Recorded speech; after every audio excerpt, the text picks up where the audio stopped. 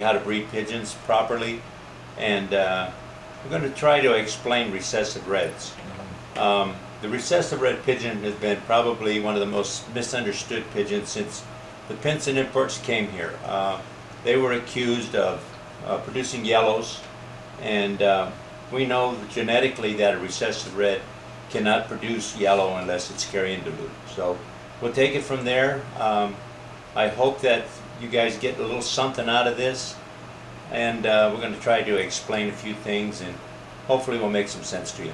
Okay, well, because I'm recording too, if you want to give it a title, you got to pay attention to what you're doing. Okay? All right, let's pay attention to what you're doing with your pigeons, and we're going to kind of dull into recessive reds a little bit, but it's with anything you put together and breed. Don't breed because of, same as, just like, and down out of. Try to select your best matings you can put together, and you will make better pigeons. Okay. Now, to get started with this, it seems that the recessive red is linked to lesser or poorer quality. Why, John? Well, the recessive red, again, I think on the poor quality, recessive reds seem to have a harder feather. If you mate recessive reds together, the feather seems to deteriorate somewhat on them. That's the only thing that I can see. Again, you got to be very careful with recessive reds. It's a color that'll move forward, and you know, remember, anytime you mate a recessive red to a recessive red, it's a recessive red baby's in the nest. And if you made a recessive red to a non-carrion recessive red, all the youngsters will carry it. So you got to be a little careful with the recessive red color. Okay, I wrote this down just to give it structure. Is do not just slap recessive reds or bars together. It does not work in the long run. You hold this to be true, right? I hold this to be true. I think, you know, back when there's been some great articles written on color balancing. And I think color balancing is very important. I don't think you want to make your bars together. Remember, you make bars together, you get all bars. You make recessive reds together, you get all recessive reds. And I think if you don't clash your colors, your birds are going to get a little weaker. Well, on my end over here, following the structure, I wrote down that the color can get, you know, if you don't pay attention to what you're doing and what's underneath and stuff, you know, the colors can go dull on it. And also, believe it or not, they get slower, they get undone. You know, I'm talking about the performance in the air and the uncontrollableness. Okay, and they become undone through too frequent and too depth, and so on. Do you hold this to be true to a certain degree? Yeah. Again with the recessive reds, I think that your recessive red, they seem to be active. They seem to be have roll in them. Sometimes I think the roll is not the best quality, but again, that's with all pigeons. And the statement that Johnny's making here, your recessive reds, if you are going to use recessive red, figure out what they are. Remember, recessive red is a paint job. Underneath the recessive red could be a whole mixture of different colors. So again, if you had a sex-linked mating and you got a recessive red, that'd be easy to figure out what it was out of. The only other way to do is to breed them. Test it. And again, try to figure out what they are, because, you know, mating two recessive reds together, you could have a dark check and a red check underneath, which would be all right. But again, recessive red to recessive red, the fallacy to that, I think, is weak feather and a weaker character pigeon. Okay, and there's a big reason that we'll talk about it in the end, as we're just doing the structure. Okay, now I know myself, you know, and I know this to be true. We always can't cover something, and you know, sometimes you gotta, you know, say it. You know, sometimes there's a time to say it, and this is the right time. Now, I know for a fact that, you know, Jerry Higgins himself, when the last time we went to his house, I remember we were together, and I looked at his stock lot, and they were all recessive reds and models and spangles and stuff like that. I mean, the whole entire stock practically. There was only like maybe one dark checker in there. What went on right there, John, in your expertise? I don't know. I mean, you know, Jerry had an idea, we weren't going to bring him up, but he had an idea to, that recessive reds would be qualities, a lot of action together. Absolutely. Do you think that, you know, I wonder, you know, sometimes, you know, because I think about it, you know, because I'm a wondering type of guy. I wonder if we really paid attention to what was underneath. Okay. 1, 2, 3. Okay. What's underneath your, you know, your recessive red, okay? You know, it's the recessive red is just a paint job, like you said. Okay, but remember that black, like I said, black covers blue, right? Okay. Underneath black is blue. And Always. black covers blue. Okay, that's something to remember for the breeder guys, okay? And I think, I don't know if you believe this or not, but I think that the T patterns, the dark checkers, you know, the hardcore colors, you know, that covers the recessive red, you're going to get a good recessive red performer. What do you think? If the selection is right. Well, like we talked about, recessive reds are always seem to be performers. It just, if you keep breeding them and you keep putting them into your stock, you're going to have a whole yard full of recessive reds. And again, the recessive red is a weaker character pigeon. I think they're a nice color, they're pretty, they're nice to have around, but I think you should try your best to breed away from them. And just keep a small, like John says, a ravine of recessive red. Okay, I'll buy that. Again, mating recessive reds together is just not a good idea. Okay, number 8. You know, fellows out there, you know, remember that the ash is under the lavender, right? Yeah, if you're talking a little bit about spread, just to throw that out there, that spread is also kind of a color that covers. Like if you get a lavender, underneath is a ash red. If you get a black, underneath is a blue bar, blue checker, that kind of cover. So black is on blue and lavender is on red.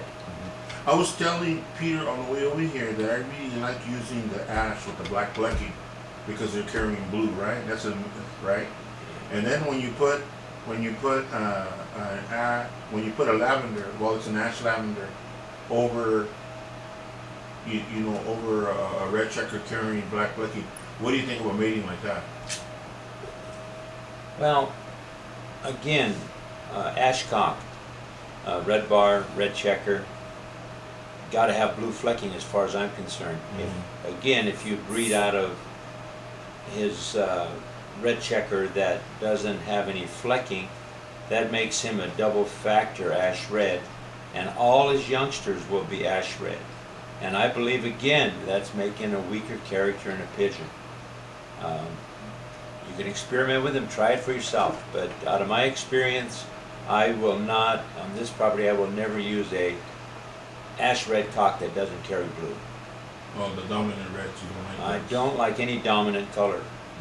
That's what, like we're talking about mating recessive reds together. You get recessive reds, more recessive reds. You don't like putting two recessive reds together? I would never put them No, together. today, when we go to the backyard, you have a pair of recessive reds that you made it down for me, right? Put them together for Mr. Reyes. Personally, myself, I wouldn't do the mating. Yeah. Personally, you wouldn't do it yourself. Out of my whole stock birds, I have one recessive red cock and one recessive red hen. My birds carry it. You know, remember, recessive red can carry forward for generations. You might, 5 generations down the road, you might put a pair of red checks together, a pair of blues together, or whatever, and boom, out pops a recessive red, and you wonder, whoa, where did this come from? Well, remember, recessive red is a factor that can carry forward and forward and forward. And so that's what'll happen. Same thing can happen to bars. Those are the 2 factors that carry forward. Grizzle, you need grizzle or tort, you need to have, one of the parents needs to be a grizzle or a tort to get one. The spread factors, the lavenders and the blacks, one of the parents has to be one. You can't make one out of 2 birds that don't carry it. Now, just to go back in time a little time machine thing here, that 2 of your main foundation birds, okay, two of them, that made your superstar, okay, your superstar pigeons. Yeah. And you started a mountain of blood from that bird, 65. Now 65 is his father. Okay, 65's father, 599, the dark checker T pattern cock. He's out of a blue. Well, he's 3/4 of the blue bar cock, isn't he? He's out of the blue bar cock, and Johnny's going to get to the point. His father was a recessive red. Yep.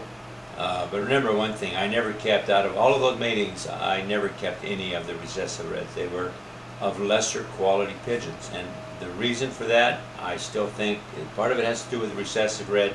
The other one is just the pigeons you use. Mm-hmm. Yep, the pigeons that you use. That's And, key right and there. remember one other thing, in my family, since it's kind of blue bar based, I make very poor recessive reds where the black seems to bleed through, or it looks like it's black, let's say it's blue, whatever it is.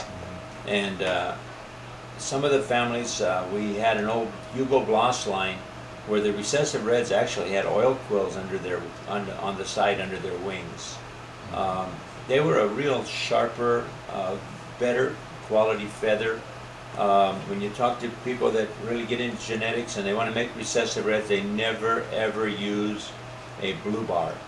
You go back to the kite if you want to make a recessive red to keep the color richer. Yeah, yeah. But 65's mother is a full sister to the Triple X blue bar cock, isn't it? Yes. And it had a nestmate sister that was a blue bar, right? Right. But yet 65, man, what a product. Yeah, but see, it's always funny, and that we're talking That's where the about. selection comes We're in. talking about knowing what's under your pigeons. Mm-hmm. We'll go back to the cock that really helped make my family. His number was 599. We called him Toes. He was a dark check T-pattern pigeon. Now he carried both bars and recessive red. Now out of him I got a really good son. His number was 65. He was a red check cock with a little bit of flecking on him. And he didn't carry neither one of those factors. So that's why, like Johnny brings up the point, you have to know what's under your birds. You have to know what they're carrying.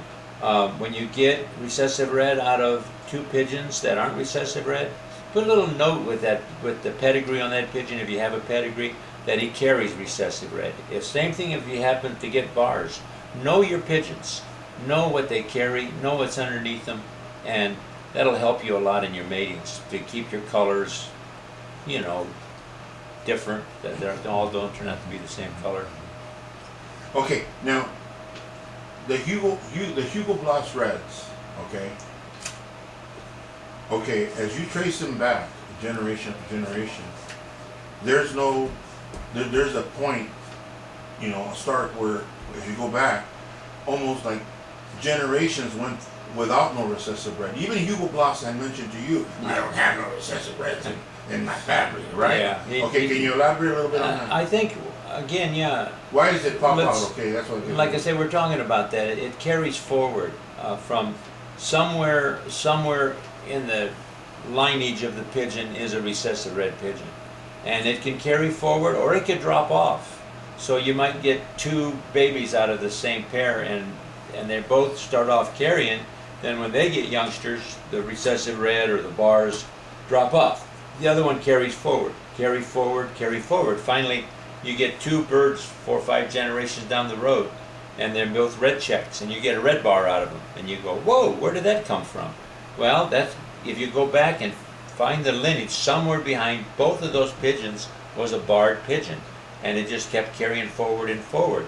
Some of the youngsters, of course, like I say, it drops off. Some of the other ones carry it forward. Okay, I like that. And so it dropped off for 3 or 4 generations, yeah, the recessive red then. And And the Hugo Hugo Bloss was an old guy that got birds from Pinson. And if you read a lot of the old articles, the old timers, again, they thought that recessive red could throw yellows. So they shied away from them. Blue bars on genetic scale of color is near the bottom. It's right one step above recessive red. And a lot of the old timers didn't like blue bars.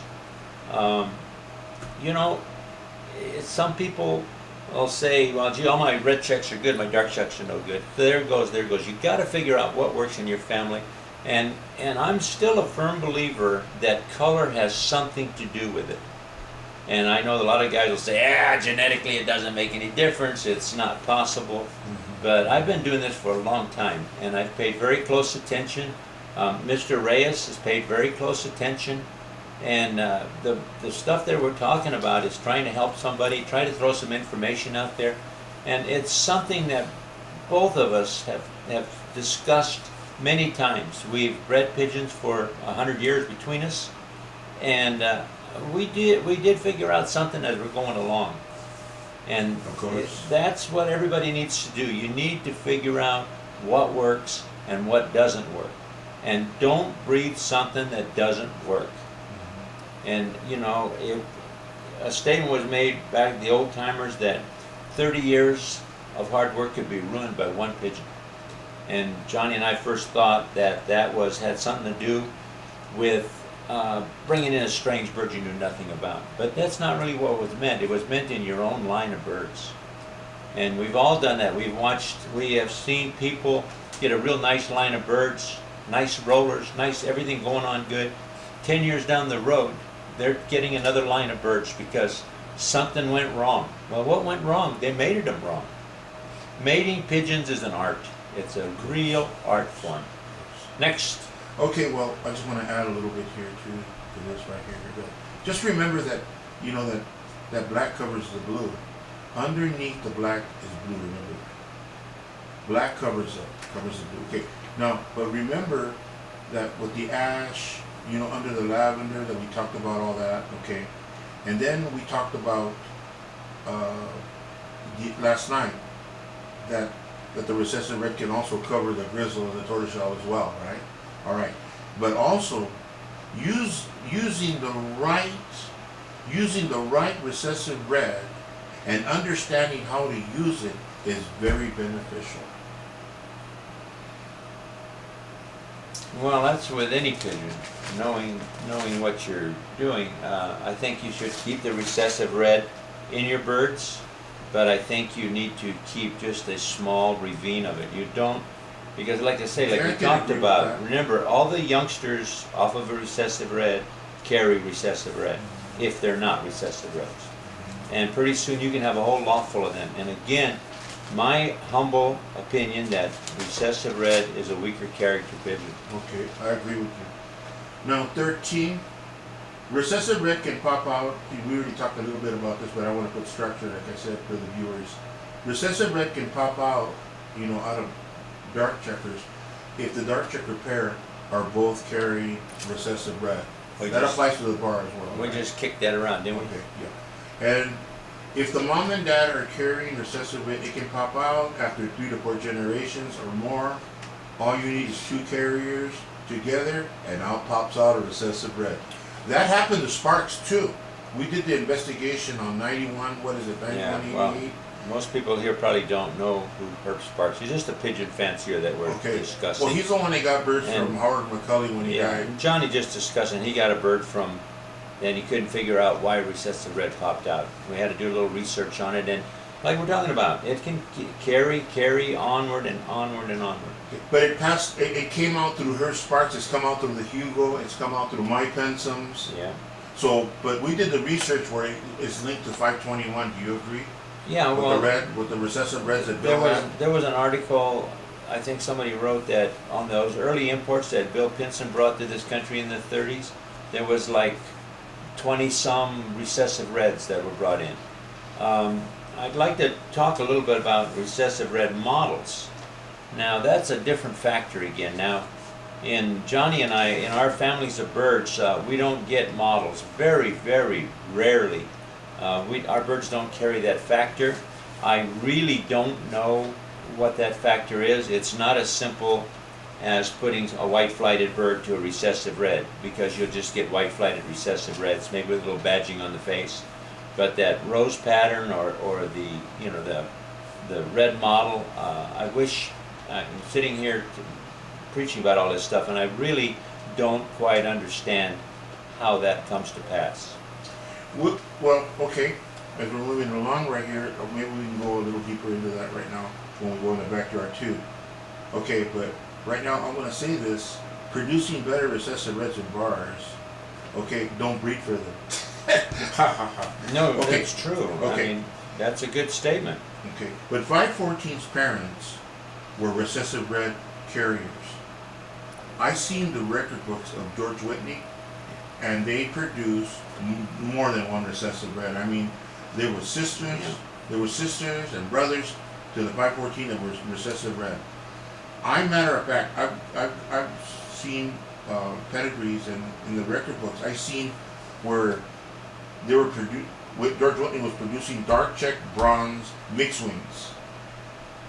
So the 514's parents, they didn't show no white. I never seen them, but they didn't have no white in them. You know, if the birds will have a pied factor, and I think that red models has something to do with the pied factor. Okay, because you know, there's red model behind, there's spangle behind the 521. most of my birds are selfs, and out of a certain line, if I trace back to one of the stock hens that behind half my stuff was a white flighted blue bar, and every now and Okay. one of her youngsters throws Okay. out a white feather in the tail, or maybe one feather in the wing. Again, I think if that, I don't know about that. I don't think that moves forward too far. I think eventually, a couple of generations down the road, you can't get it anymore. Well, I wrote this down in 21 right here. It says 514's parents were recessive red carriers, white spread. Even though the 514 hen didn't, maybe she wasn't a carrier on the spread, or the recessive red, okay? But the brothers and sisters, they did carry the recessive red, they carried the white spread, because George Whitney put brother and sister together and produced recessive red spangles. Yeah, Brother no, and sister. If that recessive red color is back there and they get a little pied factor in it, you got your models. Okay. Tell us a little. I'm not trying to backwash, but tell us a little bit about. You went to go visit a friend. You don't have to mention names, but he had a whole cage full of blacks and recessive rebels. Yeah. Can you explain how that happened? Okay. You know, first time I ever went to visit this gentleman, and he's been in pigeons for a lot of years, and again, like we're talking about paying attention, and he had basically blacks and recessive reds. Now, his blacks were nice silky pigeons, nice feather quality on them, and his recessive reds were awful. They were fluffy, the feathers didn't sit tight on the bodies, you could spread out a wing and damn near see through the feathers. And that's what we're talking about, recessive red. If you keep breeding recessive reds, your feather quality on those birds in particular is going to get worse and worse. It will show in the air too. Well, of course, if a bird doesn't have good feathers in the air, you know, that's going to hinder his performance. They lose something physically. Yeah, sure. And mentally It's just you also just go can't. That's why you got to be very careful. Just to throw a little something out there, I kind of like dark check bronzes and stuff. And I used to think back when I was flying some really decent dark checks that as long as I kept the feather quality real nice on my birds, that I didn't have to pay attention to the old guys, what they had written down that you keep mating dark checks together, they get seldom. Well, out of experience, that did happen. So fortunately, I wasn't a crazy dark check guy, and I had the other colors. So again, color blending is a very good thing. And again, if your dark checks get seldom and you put red checks into them, and all of a sudden start rolling again. Now, does color have something to do with that? I mean, you know, I'm a firm believer that breeding color has something to do with everything. Well, Richard Apodaca, one of my friends, you know, Richard's always giving me permission to say things or whatever. We talk all the time. He's got a black and blue system going on over there. You've seen it. You've seen it. He's using now black like the way 20 years ago people were using the recessive red. Now he's using the black and blue system. What do you think about that? What's going on there? It's just blue mated to blue. It's going to fail. I mean, that's my opinion. You don't think the spread can set it off too a little bit? Maybe it has a little something to do with it, I but think you just Richard believes can't. so. You just can't keep mating those dark checks together, and that's what a black is a dark check.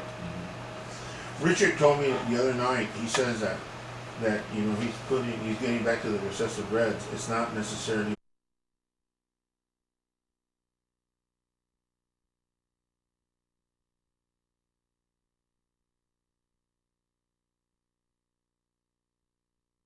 down the line, you could put two non-barred birds together and you get a barred pigeon. And these are things that people have argued with me about, but study your genetics, and genetics are genetics. When you get something strange out of a pigeon that's, whoa, where did this come from? Well, are you breeding in an open loft, or are you breeding individual? I've always found there's something strange, there's always an answer. I had a little black hen years ago mated up to a red check cock, and I got a tortoiseshell. And buddy of mine, Doug Brown, who loved genetics, he came over and said, "Hey Doug, look at this, man, you're so full of it." So he took the little black hen, and he says to me, he says, "What was the mother?" I said, "Oh, it was a tort." He says, "You notice the wing, how white it is underneath? You notice the hocks, how white it is? That little black hen has under grizzle, so she's actually a grizzle." And I went, whoa. So again, you can always learn. Oh, yeah. There's usually always an answer for genetics, like I say. Okay, here we go. Okay, so number 25, okay, I think I'm going to go ahead and read this. At this point, of where we're at right now, remember, it's selecting the very best from the air and ground is still the way to go. I mean, you know, you can talk color and color matings and all that, but remember the plus part. You know, the Birmingham roller has not qualities, it has qualities. Qualities, you know. And you want, you know, when you put a pair down, they gotta have, let's not just a recessive red on a black, or recessive red on a, you know, on a blue check or T pattern or whatever. I'm not trying to belittle what I'm saying, because this is a good video. But the point is, selecting the very best in the air and the ground is still the way to go. Just because sometimes you select a bird from the air, it still might not qualify for the stock club, right? That's exactly true. Okay. Pensum said it, okay? But it's not because Pensum said it, it's because we've learned it. Okay? But we got to pay attention to everything plus is the big key. Okay? Right. Now here's the final one, okay? Are you ready for this? Are you ready for this? And we're going to go outside. Okay. The recessive red, I believe, and I know you believe this too, the recessive red releases the propensity to roll, okay? Okay? And you have to learn how to use it right, okay? Like, sometimes I know people will say, well, it's not really supposed to, but it does. And this is maybe a miracle in itself. And, you know, using the recessive red and selecting the specimen about what they do in the air, and you know, you pay attention to everything that is needed in the ground. Like temperament and good character, you know, is something that needs to be in there too. And in other videos we've explained it, but we have some other future videos that we're going to be doing if we're winding down right here. That, you know, regulating it right is the answer. If you go too much recessive red or too much of the darker colors, you see what happens. It's not supposed to if you do the right selecting, but the recessive red it just becomes undone. It just becomes uncontrollable. It gets slow in the roll. It just, the feather gets dull. But if you pay attention to what you're doing in the selection and the pairings of colors and all this kind of stuff, and then if you don't go overboard with it, you're going to do good. But same thing with the dark checkers, you know, because I have a lot of dark checkers myself. I'm not trying to blow my own horn or knock myself down. But you see, I also believe that if you go too much dark checker, a good recessive red might do good. That's if it's a performing one, or a tortoiseshell, or a grizzle. Remember, recessive red's a paint job. I know that. Well, it's not supposed to. See, it's not supposed to release the propensity to roll, but it does. Here you got two guys that don't see eye to eye on recessive red all the way, but that's okay. That's what we're all about. I agree with John that it seems like recessive red, they seem to be frequent birds. They seem to break out the row. Again, we've had all this discussion, but number one and above all, like Johnny just brought up, you got to have good spinners.